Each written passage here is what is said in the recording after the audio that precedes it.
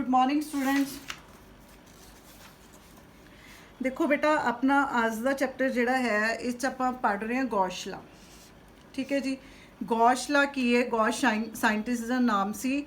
इन्होंने आपां नूं एक मैथड दिता। मैथड की दिता कि असीं इलैक्ट्रिक फील्ड किस तरह कैलकुलेट कर सकते हैं। तो इन्होंने आपां नूं इलैक्ट्रिक फील्ड कैलकुलेट करन दे लई एक इंटैग्रल मैथड दिता। वो मैथड दी डेफिनेशन देखो की है। It states that total outward flux, ध्यान रखना है, total outward flux through any close surface in free space is equal to 1/एप्सिलॉन not times the total charge enclose by that surface. ये कह रहे हैं कि किसी भी सरफेस ते अगर तुसी टोटल फ्लक्स कैलकुलेट करना है, टोटल फ्लक्स कैलकुलेट करना है over any closed surface, flux का फार्मूला की है ई डॉट डी एस। हूँ इन्हें आपको की कहता closed surface is equal to 1/एप्सिलॉन times the total charge enclosed by that surface. मतलब उस सरफेस ते टोटल चार्ज कितना है तो वह टोटल फ्लक्स की होगा 1/एप्सिलॉन not times the total charge. ये गॉस लॉ है। इतने एप्सिलॉन नॉट बेटा अपना कॉन्सटेंट है, कूलम्स लॉ पढ़िया सी, इंट्रोडक्टरी पार्ट सीगा इहदा। तो यदी वैल्यू कितनी है 8.854 इंटू 10⁻⁻12 कूलम स्केयर पर न्यूटन मीटर स्केयर। सो आप यदि हुण डेरीवेशन करते हैं, प्रूफ करते हैं इस लॉ नूं। तो ये प्रूफ दे विच की है, सपोज करो तुहाडे कोल एक क्लोज सरफेस एस है तो उहदे अगर आप ड्रॉ करते हैं कोआर्डीनेट्स XYZ, सपोज करो रीजन तो अपने को एक चार्ज की पे है क्यू पे है। तो इस चार्ज क्यू दे लई जिहड़ा इलैक्ट्रिक फील्ड है उस इलैक्ट्रिक फील्ड दे विच आपां एक सिस्टम ड्रॉ कर लिया। वो सिस्टम दे विच आपां एक पॉइंट P लिता। वो P पॉइंट दा क्योंकि एक क्लोज्ड सरफेस है, क्लोज्ड सरफेस च आपां ने एक पॉइंट P चूज किया। उहदे आह आपां ने इनू ओरिजन दे नाल इत्थे सरफेस एरिया ड्रॉ करके उस पॉइंट P दे राउंड सरफेस एरिया ड्रॉ करके उहदे पॉइंट्स नूं आपां ने ओरिजन दे नाल मिलाया। तो इहदा जिहड़ा P पॉइंट है इहदा पोजीशन वैक्टर की है R। इहदे इत्थे की बन रहे सॉलिड एंगल बन रहे क्योंकि आपां ने ये सारे सरफेस ते एक सरफेस एरिया चूज कर लिया around the point P। Clear है, जिमें कि मैं तुहानूं पिछे डेफिनेशन दसी है सॉलिड एंगल दी, उस तरह।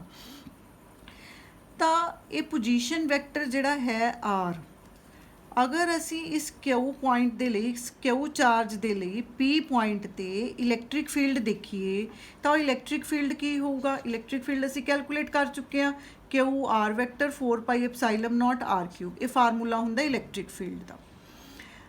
हुण अगर असी फ्लक्स कैलकुलेट करिए इस पॉइंट ते, मतलब इस एरिया चों due to this charge electric flux pass कर रहा है, तो फ्लक्स का फार्मूला की होगा E dot d s. Total flux calculate करना है, डी फाई ता लिखा क्योंकि स्मॉल एरिया चूज किया। टोटल कैलकुलेट करना है तो इंटीग्रेशन कर लाँगे ओवर द क्लोज सरफेस। इत्थे आपां इलैक्ट्रिक फील्ड की वैल्यू पुट कर लेने। इलैक्ट्रिक फील्ड की वैल्यू कितनी है q r vector 4πε0 r³ dot d S. Clear है। ये देखो चार्ज 4πε0 तो बाहर आ गया, अंदर थोड़े कोल की बच गया R dot d S upon r³ बच गया।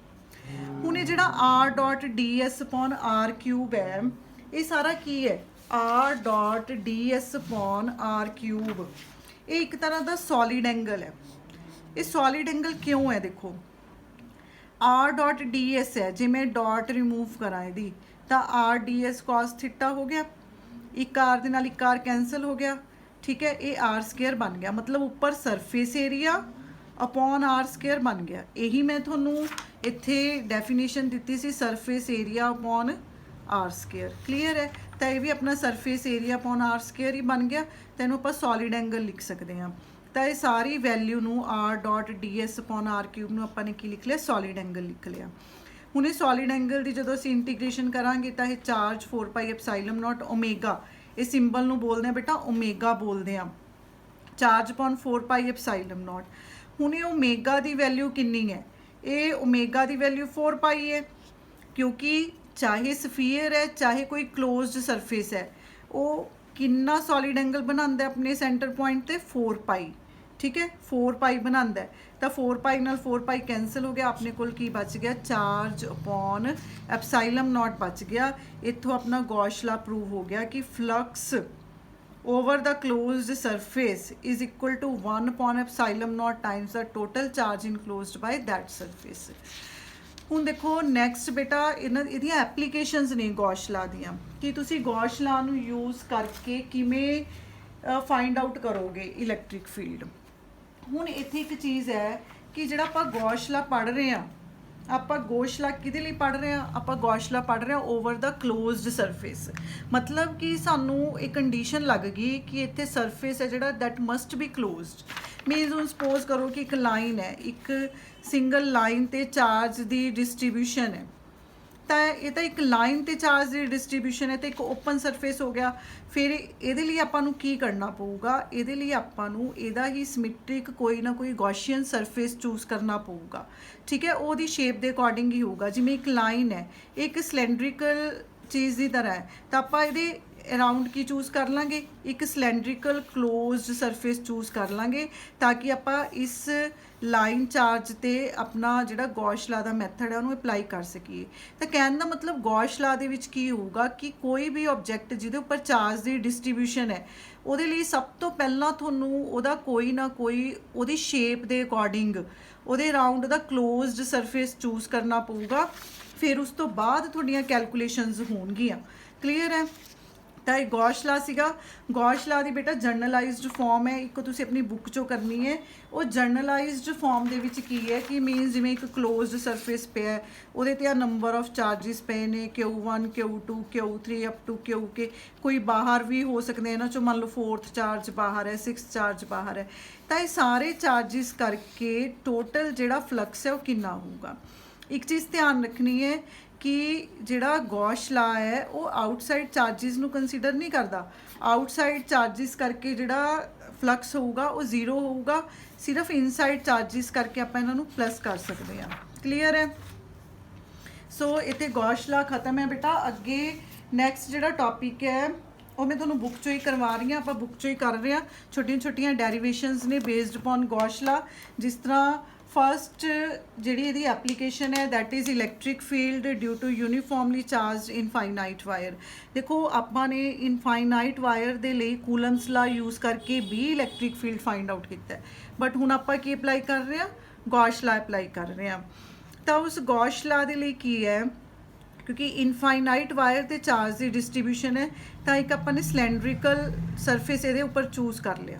ਇਸ ਸਿਲੈਂਡਰੀਕਲ ਸਰਫੇਸ ਤੇ ਦੇਖੋ ਇੱਕ ਸਮਾਲ ਏਰੀਆ ਆ ਚੂਜ਼ ਕਰ ਲਿਆ, ਇੱਕ ਸਮਾਲ ਏਰੀਆ ਆ ਚੂਜ਼ ਕਰ ਲਿਆ, ਇੱਕ ਸਮਾਲ ਏਰੀਆ ਇਹਦੇ ਸਰਫੇਸ ਤੇ S3 ਤੇ ਆ ਚੂਜ਼ ਕਰ ਲਿਆ। ਇਹਨੂੰ S1 ਮੰਨਿਆ ਸਾਰੇ ਸਰਫੇਸ ਨੂੰ, ਇਹਨੂੰ S2 ਐਜ਼ਿਊਮ ਕੀਤਾ, ਆ ਸਾਰੇ ਨੂੰ S3 ਐਜ਼ਿਊਮ ਕੀਤਾ ਤੇ ਉਹਦੇ ਉੱਪਰ ਇੱਕ ਸਮਾਲ ਪੋਰਸ਼ਨ ਚੂਜ਼ ਕਰ ਲਿਆ। ਹੁਣ ਕਿਉਂਕਿ ਪੋਜ਼ਿਟਿਵ ਚਾਰਜ ਦੀ ਡਿਸਟ੍ਰੀਬਿਊਸ਼ਨ ਹੈ ਤਾਂ ਇਹਦੇ ਕਰਕੇ ਜਿਹੜਾ ਇਲੈਕਟ੍ਰਿਕ ਫੀਲਡ ਹੈ ਦੈਟ ਇਜ਼ ਰੇਡੀਅਲੀ ਆਊਟਵਰਡ। ਕਿਉਂਕਿ ਪੋਜ਼ਿਟਿਵ ਚਾਰਜ ਹੈ ਬੇਟਾ ਡਿਪੈਂਡ ਕਰਦਾ ਚਾਰਜ ਦੀ ਡਿਸਟ੍ਰੀਬਿਊਸ਼ਨ ਕਿਸ ਤਰ੍ਹਾਂ ਦੀ ਹੈ। ਕਿਉਂਕਿ ਇਹ ਪੋਜ਼ਿਟਿਵ ਚਾਰਜ ਸੀ ਤਾਂ ਰੇਡੀਅਲੀ ਆਊਟਵਰਡ ਹੋਊਗਾ, ਇਹਦੇ electric line of forces outward ਹੋਣਗੇ। ਨੈਗੇਟਿਵ ਹੁੰਦਾ ਫਿਰ ਇਨਵਰਡ ਹੁੰਦੀਆਂ, ਫਿਰ ਇਲੈਕਟ੍ਰਿਕ ਫੀਲਡ ਦੀ ਡਾਇਰੈਕਸ਼ਨ ਚੇਂਜ ਹੋ ਜਾਂਦੀ। ਤਾਂ ਆਪਾਂ ਇਲੈਕਟ੍ਰਿਕ ਫੀਲਡ ਦੀ ਡਾਇਰੈਕਸ਼ਨ ਰੇਡੀਅਲੀ ਆਊਟਵਰਡ ਲੈ ਰਹੇ ਹਾਂ। ਤਾਂ ਅਗਰ ਅਸੀਂ ਧਿਆਨ ਦੇ ਨਾਲ ਦੇਖੀਏ, ਅਸੀਂ ਟੋਟਲ ਫਲਕਸ ਕੈਲਕੂਲੇਟ ਕਰਨਾ ਹੈ। ਟੋਟਲ ਫਲਕਸ ਕੀ ਹੈ, E.ds। ਟੋਟਲ ਫਲਕਸ ਕੀ ਹੋ ਗਿਆ, ਆਪਾਂ ਨੂੰ 3 ਪਾਰਟਸ ਡਿਵਾਈਡ ਕਰ ਲਿਆ, S1 S2 S3। ਕਲੀਅਰ ਹੈ? ਹੁਣ ਜਿਹੜਾ ਆਹ ਵਾਲਾ ਏਰੀਆ ਹੈ ਉਹ ਇਸ ਇਲੈਕਟ੍ਰਿਕ ਫੀਲਡ ਦੇ ਕੀ ਹੈ, ਪਰਪੈਂਡੀਕੂਲਰ ਹੈ S1 ਦੇ ਲਈ। S2 ਦੇ ਲਈ ਵੀ ਦੇਖੀਏ ਤਾਂ ਇਹ ਇਹਦੇ ਪਰਪੈਂਡੀਕੂਲਰ ਹੈ। ਕਲੀਅਰ ਹੈ? ਜਿਹੜਾ ਇਹ ਵਾਲਾ ਏਰੀਆ ਹੈ ਇਹ ਇਹਦੇ ਪੈਰਲਰ ਹੈ। ਇਹ ਕੀ ਹੈ, ਇਹਦੇ ਪੈਰਲਰ ਹੈ ਇਲੈਕਟ੍ਰਿਕ ਫੀਲਡ ਦੇ, ਕਿਉਂਕਿ ਇਹ ਪਿਆ ਤਾਂ ਇਸ ਤਰ੍ਹਾਂ ਹੈ ਪਰ ਇਹਦੀ ਡਾਇਰੈਕਸ਼ਨ ਕੀ ਹੈ, ਇਹਦੇ ਪੈਰਲਰ ਹੈ ਇਸ ਏਰੀਆ ਵੈਕਟਰ ਦੀ। ਕਲੀਅਰ ਹੈ? ਤਾਂ ਇਹਦਾ ਮਤਲਬ ਜੇ ਆਪਾਂ S1 ਤੇ S2 ਨੂੰ ਦੇਖਦੇ ਹਾਂ, E.ds cos 90, cos 90 ਕੀ ਹੋ ਗਿਆ, 0। ਸਿਮਿਲਰਲੀ ਆਪਾਂ S2 ਦੇ ਲਈ ਦੇਖਦੇ ਹਾਂ ਤਾਂ ਇੱਥੇ ਇਲੈਕਟ੍ਰਿਕ ਫੀਲਡ ਤੇ ਸਰਫੇਸ ਏਰੀਆ 'ਚ ਐਂਗਲ ਕਿੰਨਾ 90 ਦਾ, ਇਹ ਵੀ ਕੀ ਹੋ ਗਿਆ, 0 ਹੋ ਗਿਆ।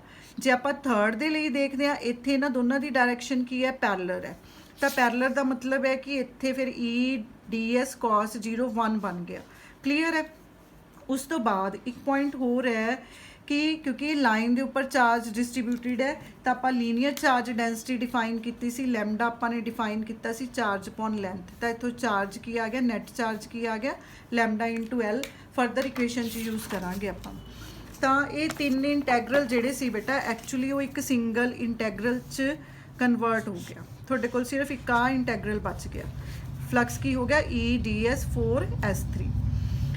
ਹੁਣ ਜਿਹੜਾ ਇਲੈਕਟ੍ਰਿਕ ਫੀਲਡ ਹੈ ਉਹ ਯੂਨੀਫਾਰਮ ਹੈ, ਕਿਉਂਕਿ ਇਹਦੇ 'ਚ ਇਲੈਕਟ੍ਰਿਕ ਫੀਲਡ ਯੂਨੀਫਾਰਮ ਕਿਉਂ ਹੈ? ਕਿਉਂਕਿ ਸਾਰੇ ਜਿੰਨੇ ਸਰਫੇਸ ਏਰੀਆ ਤੇ ਜਿੰਨੇ ਪੁਆਇੰਟਸ ਉੱਪਰ ਇਹਦੇ ਇਕੁਏ ਡਿਸਟੈਂਸ ਤੇ ਨੇ ਉਨੇ ਹੀ ਪੁਆਇੰਟਸ ਉਹਦੇ ਨੀਚੇ ਇਕੁਏ ਡਿਸਟੈਂਸ ਤੇ ਨੇ। ਇਸ ਕਰਕੇ ਇਲੈਕਟ੍ਰਿਕ ਫੀਲਡ ਕਾਂਸਟੈਂਟ ਹੈ। ਇਹਨੂੰ ਬਾਹਰ ਲਿਖ ਲਿਆ ਆਪਾਂ ਨੇ ਇੰਟੈਗਰਲ ਤੋਂ। ds ਕੀ ਹੋ ਗਿਆ? ds ਇਸ ਸਿਲੰਡਰ ਦਾ ਏਰੀਆ ਹੋ ਗਿਆ ਜਿਹੜਾ ਆਪਾਂ ਨੇ ਗੌਸ਼ੀਅਨ ਸਰਫੇਸ ਚੂਜ਼ ਕੀਤਾ ਹੈ। ਤਾਂ ਇਸ ਸਿਲੰਡਰ ਦਾ ਸਰਫੇਸ ਏਰੀਆ ਕਿੰਨਾ ਹੋਊਗਾ? ਸਿਲੰਡਰ ਦਾ ਸਰਫੇਸ ਏਰੀਆ ਹੁੰਦਾ ਬੇਟਾ 2πrh, ਠੀਕ ਹੈ। ਉਹਦਾ ਲੈਂਥ ਕਿੰਨੀ ਹੈ ਤੇ ਉਹਦਾ ਜਿਹੜਾ ਰੇਡੀਅਸ ਹੈ ਉਹ ਕਿੰਨਾ ਹੈ? ਹੁਣ ਇਸ ਕੇਸ ਦੇ ਵਿੱਚ ਇਹਦਾ ਰੇਡੀਅਸ ਜਿਹੜਾ ਹੈ ਆ ਡਿਸਟੈਂਸ ਦਿਸ ਇਹ ਚੂਜ਼ ਕੀਤਾ ਹੋਇਆ a, ਇਹਨੂੰ ਕੀ ਚੂਜ਼ ਕੀਤਾ ਹੋਇਆ? ਦਿਸ ਡਿਸਟੈਂਸ ਨੂੰ a। ਇਹਦੀ ਟੋਟਲ ਲੈਂਥ ਕੀ ਚੂਜ਼ ਕੀਤੀ ਹੋਈ ਹੈ? l। ਇਹਦਾ ਮਤਲਬ ਇਹਦਾ ਜਿਹੜਾ ਆਪਣਾ ਸਰਫੇਸ ਏਰੀਆ ਹੈ, ਸਰਫੇਸ ਏਰੀਆ ਕੀ ਹੋ ਜਾਊਗਾ? 2πa×l।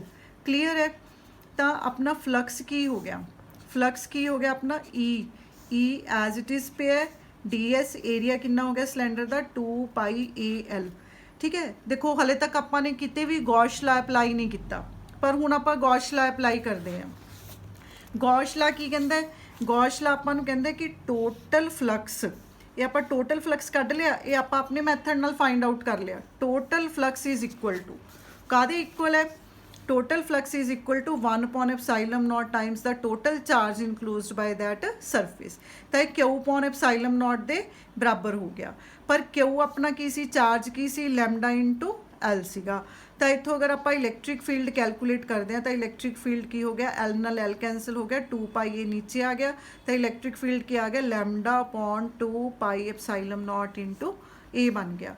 ਤਾਂ ਇਲੈਕਟ੍ਰਿਕ ਫੀਲਡ ਹੈ electric field due to infinite wire. ਉਸ ਤੋਂ ਬਾਅਦ ਨੈਕਸਟ ਐਗਜ਼ਾਮਪਲ ਹੈ electric field due to uniformly charged infinite plane sheet. ਹੁਣ ਦੇਖੋ ਆਹ ਤੁਹਾਡੇ ਕੋਲ ਇੱਕ ਪਲੇਨ ਸ਼ੀਟ ਹੈ। ਇਹ ਪਲੇਨ ਸ਼ੀਟ ਦੇ ਵਿੱਚ ਆਪਾਂ ਇਹਦਾ ਸੈਂਟਰ ਪੋਰਸ਼ਨ 'ਚ ਇੱਕ ਸਰਫੇਸ ਏਰੀਆ ਚੂਜ਼ ਕਰ ਲਿਆ। ਉਹਦੇ ਸਿਮੈਟ੍ਰੀਕਲ ਆਪਾਂ ਨੇ ਇੱਕ ਸਿਲੰਡਰ ਡਰਾ ਕਰ ਲਿਆ। ਸਿਲੰਡਰੀਕਲ ਪੋਰਸ਼ਨ ਹੈ ਜਿਹੜਾ ਉਹ ਡਰਾ ਕਰ ਲਿਆ। ਉਸੇ ਤਰ੍ਹਾਂ ਇਹਦੇ ਵਿੱਚ ਵੀ ਬੇਟਾ ਤਿੰਨ ਸਰਫੇਸ ਏਰੀਆਜ਼ ਨੇ, 1 ਹੈ 2 ਹੈ, ਉਸ ਤੋਂ ਬਾਅਦ ਇੱਕ ਆਪਾਂ ਨੇ ਇਹਦੇ ਇਸ ਪੁਆਇੰਟ ਤੇ ਚੂਜ਼ ਕਰ ਲਿਆ। ਆ ਸਾਰਾ ਸਰਫੇਸ ਏਰੀਆ ਕੀ ਹੈ? S3 ਹੈ। ਕਲੀਅਰ ਹੈ? ਹੁਣ ਇਹਦੇ ਵਿੱਚ ਆਪਾਂ ਦੇਖੋ ਕਿਉਂਕਿ ਪੋਜ਼ਿਟਿਵ ਚਾਰਜ ਹੈ, ਇਲੈਕਟ੍ਰਿਕ ਫੀਲਡ ਰੇਡੀਅਲੀ ਆਊਟਵਰਡ ਹੈ, ਤਾਂ radially outward from this side and from this side. Clear ਹੈ? ਹੁਣ ਅਗਰ ਆਪਾਂ ਇੱਥੇ ਦੇਖੀਏ, ਇੱਥੇ ਤਾਂ ਇਲੈਕਟ੍ਰਿਕ ਫੀਲਡ ਤੇ ਏਰੀਆ ਜੋ ਆਪਾਂ ਨੇ ਚੂਜ਼ ਕੀਤਾ ਹੈ ਉਹਦੇ ਵਿੱਚ ਐਂਗਲ 0 ਹੈ। ਇੱਥੇ ਇਲੈਕਟ੍ਰਿਕ ਫੀਲਡ ਤੇ ਏਰੀਆ ਦੇ ਵਿੱਚ ਐਂਗਲ 0 ਹੈ। ਪਰ ਅਗਰ ਆਪਾਂ ਇਸ ਪੁਆਇੰਟ ਤੇ ਦੇਖੀਏ, ਇੱਥੇ ਇਲੈਕਟ੍ਰਿਕ ਫੀਲਡ ਤੇ ਏਰੀਆ ਵੈਕਟਰ ਦੇ ਵਿੱਚ ਐਂਗਲ ਜਿਹੜਾ ਹੈ ਉਹ 90 ਦਾ ਹੈ। ਇਹਦਾ ਮਤਲਬ ਅਗਰ ਆਪਾਂ ਟੋਟਲ ਫਲਕਸ ਫਾਈਂਡ ਆਊਟ ਕਰਦੇ ਹਾਂ, ਟੋਟਲ ਫਲਕਸ ਨੂੰ ਆਪਾਂ ਇਸ ਕੇਸ 'ਚ ਵੀ 3 ਪਾਰਟਸ ਦੇ ਵਿੱਚ ਡਿਵਾਈਡ ਕਰਾਂਗੇ, S1 S2 and S3। Clear ਹੈ? S1 ਹੈ, S2 ਹੈ, ਸਾਰਾ S3 ਹੈ। ਤਾਂ ਇਹਦੇ 'ਚ S1 ਕੀ ਹੋ ਗਿਆ? S1 E.ds cos 0, ਡਾਟ ਹਟਾਵਾਂਗੇ ਤਾਂ cos 0 ਆ ਗਿਆ, cos 0 ਇਜ਼ 1। ਤਾਂ S1 ਆਪਣਾ ਐਗਜ਼ਿਸਟ ਕਰ ਗਿਆ, ਮਤਲਬ ਇਹ 0 ਨਹੀਂ ਹੋਇਆ। ਹੁਣ ਇਹਦੀ ਵੈਲਿਊ ਕੀ ਬਣ ਗਈ? cos 0 ਦੀ 1 ਬਣ ਗਈ, ਇਸ ਕਰਕੇ ਇਹਦੀ ਵੈਲਿਊ ਆਪਣੇ ਕੋਲ ਪਈ ਹੈ। ਸਿਮਿਲਰਲੀ ਆਪਾਂ S2 ਦੇ ਲਈ ਦੇਖਾਂਗੇ, ਇਹ ਵੀ ਆਪਣੇ ਕੋਲ ਐਵੇਂ ਹੀ ਰਹਿ ਜਾਊਗਾ, E.ds cos 0 1 ਬਣ ਗਿਆ। ਥਰਡ ਜੇ ਆਪਾਂ ਦੇਖਦੇ ਹਾਂ, ਇਹਦੇ ਵਿੱਚ ਥਰਡ ਖਤਮ ਹੋ ਜਾਊਗਾ। ਖਤਮ ਕਿਉਂ ਹੋ ਜਾਊਗਾ? ਕਿਉਂਕਿ cos 90 ਇਜ਼ 0। ਇਹਦਾ ਮਤਲਬ ਸਾਡੇ ਕੋਲ ਇਸ ਕੇਸ ਦੇ ਵਿੱਚ ਕੀ ਬਚ ਗਏ? 2 ਇੰਟੈਗਰਲ ਬਚ ਗਏ। ਮੋਰ ਓਵਰ ਕਿਉਂਕਿ ਸ਼ੀਟ 2 ਡਾਇਮੈਂਸ਼ਨ ਹੈ, ਤਾਂ ਹੁਣ ਆਪਾਂ ਇਹਦੀ ਸਰਫੇਸ ਚਾਰਜ ਡੈਂਸਿਟੀ ਦੇਖਾਂਗੇ, that is given by sigma. Sigma ਕੀ ਹੁੰਦਾ? Charge upon area. ਕਿਉਂਕਿ 2 ਡਾਇਮੈਂਸ਼ਨ ਹੋ ਗਿਆ ਨਾ, ਚਾਰਜ ਅਪੋਨ ਏਰੀਆ, ਤਾਂ ਤੋਂ ਚਾਰਜ ਕਿੰਨਾ ਹੋ ਗਿਆ? ਸਿਗਮਾ ਇਨਟੂ A ਹੋ ਗਿਆ। ਤਾਂ ਇਹ ਸਾਰੇ ਫੈਕਟਰਸ ਨੂੰ ਜਦੋਂ ਅਸੀਂ ਕਲੈਕਟ ਕਰਦੇ ਹਾਂ ਤਾਂ ਕਲੈਕਟ ਕਰਕੇ ਆਪਣੇ ਕੋਲ ਜਿਹੜਾ ਟੋਟਲ ਫਲਕਸ ਹੈ, ਇਹ ਸਾਰਾ ਕੁਝ ਕਰਨ ਤੋਂ ਬਾਅਦ ਟੋਟਲ ਫਲਕਸ ਕੀ ਬਣ ਗਿਆ? ਫਸਟ ਇੰਟੈਗਰਲ ਦਾ ਇਲੈਕਟ੍ਰਿਕ ਫੀਲਡ ਤੇ ਉਹਦਾ ਏਰੀਆ, ਸੈਕਿੰਡ ਦਾ ਇਲੈਕਟ੍ਰਿਕ ਫੀਲਡ ਤੇ ਏਰੀਆ, ਇਹ ਕਿਹਦੇ ਬਰਾਬਰ ਹੈ? 2EA ਡਬਲ ਹੋ ਗਿਆ 2EA। ਪਰ ਗੌਸ਼ ਲਾ ਕੀ ਕਹਿੰਦਾ? ਹੁਣ ਗੌਸ਼ ਲਾ ਅਪਲਾਈ ਕਰੋ, total flux is equal to 1/ε0 ਦਾ ਟੋਟਲ ਚਾਰਜ। ਤਾਂ ਇਹਦਾ ਮਤਲਬ ਤੁਹਾਡੀ 2EA ਦੀ ਵੈਲਿਊ ਕਿਹਦੇ ਬਰਾਬਰ ਆ ਗਈ? Q/ε0 ਦੇ ਬਰਾਬਰ ਆ ਗਈ। Q ਕੀ ਹੈ ਤੁਹਾਡਾ? ਸਿਗਮਾ A ਹੈ। ਤਾਂ ਉੱਥੋਂ ਇਲੈਕਟ੍ਰਿਕ ਫੀਲਡ ਆਪਣਾ ਕੀ ਆ ਗਿਆ? ਫਿਰ ਸਿਗਮਾ ਅਪੋਨ 2 ਐਪਸਾਈਲਨ ਨॉट ਆ ਗਿਆ। ਇੱਥੇ ਬੇਟਾ ਆਪਾਂ ਏਰੀਆ ਤਾਂ ਨਹੀਂ ਸੀ ਪੁੱਟ ਕੀਤਾ ਕਿਉਂਕਿ ਏਰੀਆ ਨੇ ਅੱਗੇ ਜਾ ਕੇ ਕੈਂਸਲ ਹੋ ਜਾਣਾ ਸੀ, ਦੈਟਸ ਵਾਈ ਆਪਾਂ ਨੇ ਉਹਦੀ ਵੈਲਿਊ ਨਹੀਂ ਪੁੱਟ ਕੀਤੀ, ਆਪਾਂ ਨੂੰ ਏਰੀਆ ਦੀ ਫਾਰਮ 'ਚ ਹੀ ਰੱਖਿਆ। ਤਾਂ ਇਲੈਕਟ੍ਰਿਕ ਫੀਲਡ ਆ ਗਿਆ ਆਪਣੇ ਕੋਲ ਸਿਗਮਾ ਅਪੋਨ 2 ਐਪਸਾਈਲਨ ਨॉट। ਤੁਹਾਨੂੰ ਯਾਦ ਹੋਊਗਾ ਕੂਲਮਸ ਲਾ ਦੇ ਨਾਲ ਵੀ ਜਦੋਂ ਅਸੀਂ ਕੈਲਕੂਲੇਟ ਕੀਤਾ ਸੀ ਤਾਂ ਇੱਕ ਸ਼ੀਟ ਦੇ ਲਈ ਇਲੈਕਟ੍ਰਿਕ ਫੀਲਡ ਦੀ ਵੈਲਿਊ ਆਪਣੀ ਸਿਗਮਾ ਅਪੋਨ 2 ਐਪਸਾਈਲਨ ਨॉट ਆ ਰਹੀ ਸੀਗੀ। ਕਲੀਅਰ ਹੈ? ਤਾਂ ਇੱਥੇ ਬੇਟਾ ਇਹ ਦੋ ਟੌਪਿਕ ਨੇ ਜਿਹੜੇ infinite sheet and due to plane sheet ਤੁਸੀਂ ਇਲੈਕਟ੍ਰਿਕ ਫੀਲਡ ਕੈਲਕੂਲੇਟ ਕਰਨਾ ਹੈ ਬਾਈ ਯੂਜ਼ਿੰਗ ਗੌਸ਼ ਲਾ।